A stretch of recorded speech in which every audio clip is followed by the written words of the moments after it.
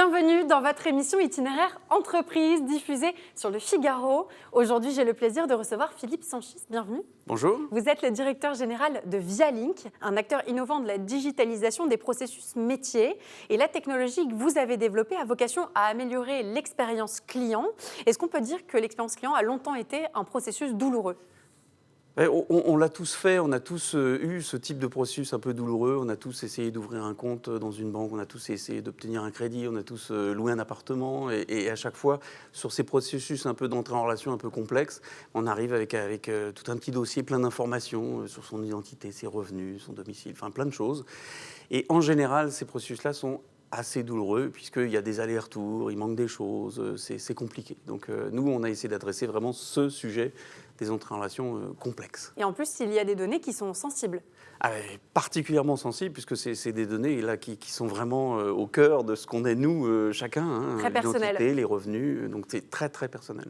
Et votre innovation, elle repose principalement sur 3 objectifs. Améliorer bien sûr l'expérience client, minimiser les fraudes et puis accroître la performance commerciale. Comment est-ce que ça marche ?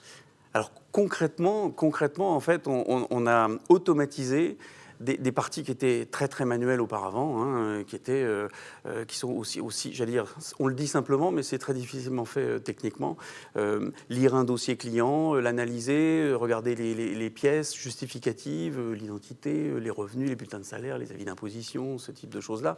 Quand on veut un crédit, on a tous ces éléments-là à vérifier. Et nous, on a automatisé cette partie-là, et on a automatisé aussi toute la partie de l'engagement, c'est-à-dire la signature électronique, la capacité à tout faire depuis son canapé, à distance. Et ça, c'est beaucoup d'innovation. C'est de l'innovation, j'allais dire technique, bien sûr. C'est beaucoup d'intelligence artificielle. On en parle souvent, mais on a marié plein de techniques. Réseau de neurones, langage naturel, computer vision, vraiment plein de techniques pour faire un service extrêmement industriel, puisqu'on fait des millions et des millions d'entrées en relation tous les ans. Et au-delà de cette innovation technique, on a innové en termes d'usage, puisque beaucoup de concurrents, d'ailleurs, se sont centrés sur un peu le même type d'automatisation, mais sur l'identité.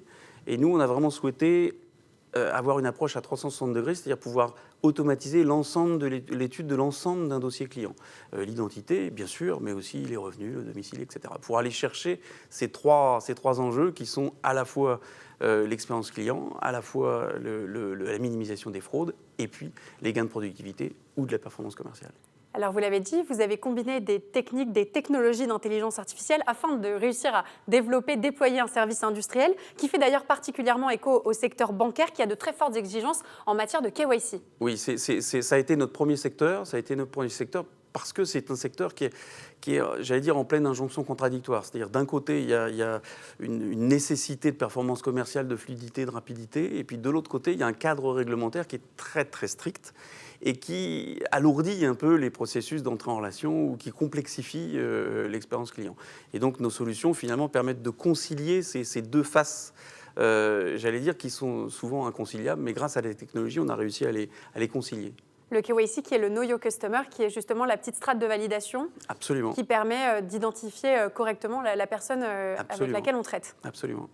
Quel bénéfice est-ce qu'on peut espérer, tant du côté du client, donc de votre client, mais aussi de l'utilisateur final ?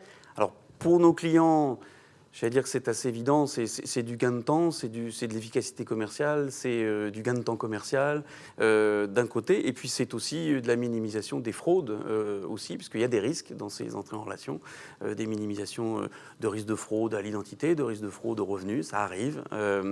Et pour les clients finaux, les clients de nos clients, c'est de la fluidité, c'est de la rapidité, c'est des réponses plus rapides et c'est aussi une assistance en temps réel au moment où ils font leur processus pour les guider. Alors que sinon, c'est des allers-retours en les rappelant 3-4 jours après, vous ne nous avez pas donné le bon document, etc. Nous, en temps réel, on sait leur dire, on sait les conseiller, on sait leur dire attention, là, on vous avait demandé un justificatif de moins de 3 mois. Et c'est pas la bonne pièce. Et c'est pas la bonne pièce, ou votre bulletin de salaire, c'est celui d'il y a 6 mois et on vous a demandé moins de 3 mois. Bref, voilà, donc on va l'assister. Plus d'agilité, en fait. Plus d'agilité, mais dans l'instant. Alors, on a parlé du secteur bancaire, du secteur financier. Est-ce que votre technologie, elle est aujourd'hui applicable à d'autres secteurs ? Alors oui, en fait, on est parti du secteur bancaire et puis on s'est développé, on va dire, dans le secteur financier au sens large, dans l'assurance, et puis même depuis 2 ans, maintenant très très fortement dans l'immobilier, puisque tout ce qui est la gestion locative, la location, c'est un peu la même chose. On a aussi à justifier de plein de choses. C'est des processus complexes. On doit justifier de ses revenus, on doit justifier de son identité. Et donc, nous, on a réussi à automatiser aussi ces parties-là. Et on commence à le faire dans les RH, par exemple, parce que les RH deviennent aussi un enjeu très stratégique. C'est vrai, avec beaucoup de pièces et puis des Absolument. enjeux de digitalisation Absolument. également. Voilà, c'est un nouveau marché pour nous. Alors, il y a ce marché qui est un projet de développement pour vous. Comment est-ce que vous envisagez la suite? Alors, la suite pour nous, en fait, on est passé, j'allais dire, du statut de start-up au statut de ce qu'on appelle scale-up, c'est-à-dire une société bien assise avec plus de 200 clients, qui fait des millions et des millions qui rend des millions et des millions de services tous les ans.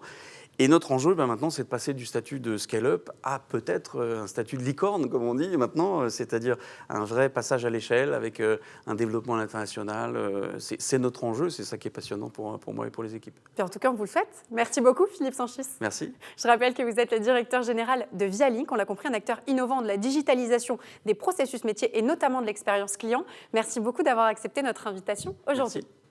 Et quant à nous, on se retrouve très vite pour une nouvelle émission itinéraire entreprise, toujours diffusée sur le Figaro. Je vous dis à très bientôt.